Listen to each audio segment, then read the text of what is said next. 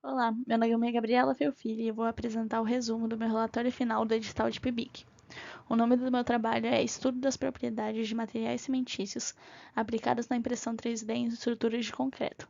Análise comparativa de fórmulas utilizadas para avaliar parâmetros da impressão 3D. Meu orientador é Marcos Honorato de Oliveira. Começando com a introdução, falando um pouco sobre a impressão 3D. A revolução na utilização do concreto pode ser chamada de construção digital. Construção automatizada ou então impressão 3D. E ela é definida como um processo de manufatura aditiva em que você coloca uma camada sobre a outra para construir um objeto. No caso, o material é uma argamassa. Isso visa uma construção totalmente digitalizada e otimizada.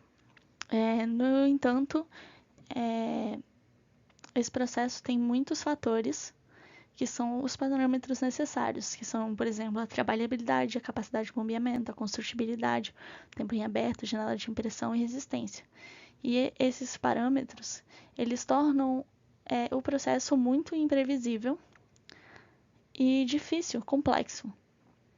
Portanto, para conseguir prever esse comportamento do material e os parâmetros, são aplicadas algumas fórmulas específicas para impressão 3D ou então de outras áreas, só que são utilizadas na impressão 3D.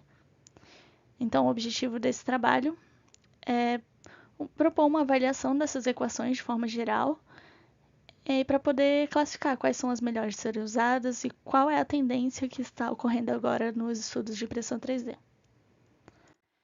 A nossa metodologia, então, para entender melhor essas fórmulas e entender como que elas estão sendo aplicadas, é fazer uma revisão bibliográfica, realizando uma avaliação crítica das equações encontradas para classificar elas de acordo com sua utilidade e parâmetro utilizado,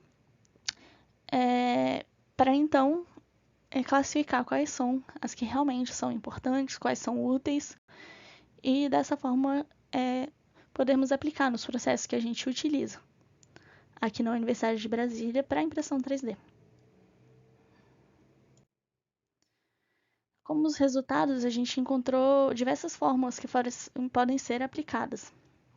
Dentre elas, tem equações para encontrar o módulo de elasticidade, a compressão do concreto, calcular o módulo de elasticidade sem ser relacionado ao concreto impresso, para se encontrar a taxa de refloculação, para encontrar o tempo necessário para a floculação ocorrer, para encontrar a taxa de estruturação, para indicar a altura crítica em que a plombagem pelo peso próprio ocorreria. Isso é uma falha de construtibilidade, para encontrar o tempo máximo que pode ser esperado para a produção de uma camada, de forma a garantir uma aderência entre camadas adequada, para estimar a deformação vertical causada em um filamento pela deposição de uma outra camada sobre ele, para calcular a resistência à compressão, separação na tração e tração na flexão, e também para calcular a força de aderência entre as camadas. No relatório final entregue, todas essas fórmulas são apresentadas e analisadas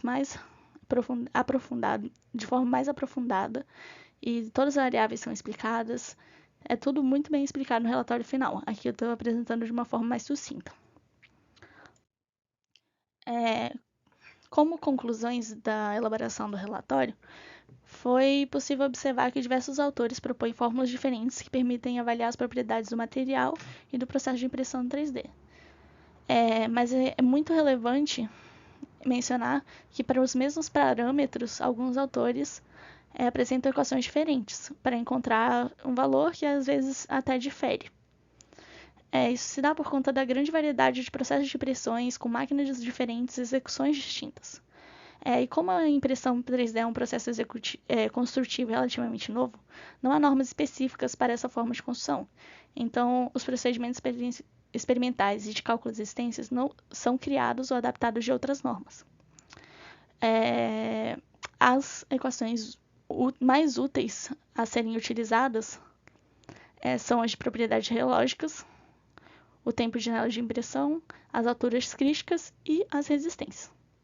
É isso, esse foi o vídeo que eu preparei e recomendo a leitura do meu relatório final, porque nele está tudo muito mais bem explicado, e agradeço a atenção.